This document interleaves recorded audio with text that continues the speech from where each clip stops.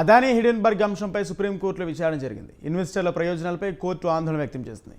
కాగా కేంద్ర ప్రభుత్వంతో పాటు మార్కెట్ నియంత్రణ సంస్థ సెబీ రెగ్యులేటరీ మేక విజయాన్ని బలోపేతం చేయడానికి ఎలాంటి చర్యలు తీసుకోవాలో వారి అభిప్రాయాలు కోరింది. ఇదిలా ఉండగా సుప్రీంకోర్టు న్యాయమూర్తి డివై చంద్రచూడ్ బెంచ్ నేతృత్వంలో రెగ్యులేటరీ ఫ్రేమ్ వర్క్ను మరింత బలోపేతం చేయడానికి చట్టబద్ధమైన ఒక కమిటీ ఏర్పాటు చేసి వారి సలహాలు సూచనలు తీసుకోవాలని ప్రతిపాదించింది.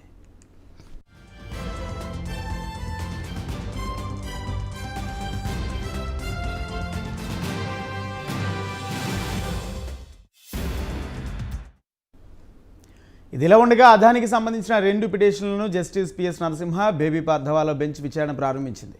అమెరికాకు చెందిన హిడెన్బర్గ్ రీసెర్చ్ సంస్థ ఇటీవల విడుదల చేసిన నివేదిక ఆధారంగా విచారణ చేపట్టాలని 2 పిటిషన్లు దాఖలయ్యాయి. కాగా హిడెన్బర్గ్ స్టాక్ మ్యానిపులేషన్, అకౌంటింగ్ ఫ్రాడ్కు పాల్పడిందని అదానీ గ్రూప్పై తీవ్ర ఆరోపణలు గుప్పించింది. కాగా ఈ ఆరోపణలను అదానీ గ్రూప్ ఖండించింది. విచారణ సందర్భంగా సిజేఐ చంద్రచూడ్ సెబీకి ప్రాతినిధ్యం వహిస్తున్న సొలిసిటర్ జనరల్తో మాట్లాడుతూ తన ఆందోళన అంతా ఇన్వెస్టర్ల ప్రయోజనాలను ఎలా కాపాడాలని అన్నారు. మీ అధికారాలను లోతుగా విచారణ జరపాలని ఆదేశించాలని సిజేఐ తుషార్ మెహతాను కోరారు. భవిష్యత్తులో ఎలాంటి జరగకుండా అడ్డుకట్ట వేయాలన్నారు చంద్రచూడ్.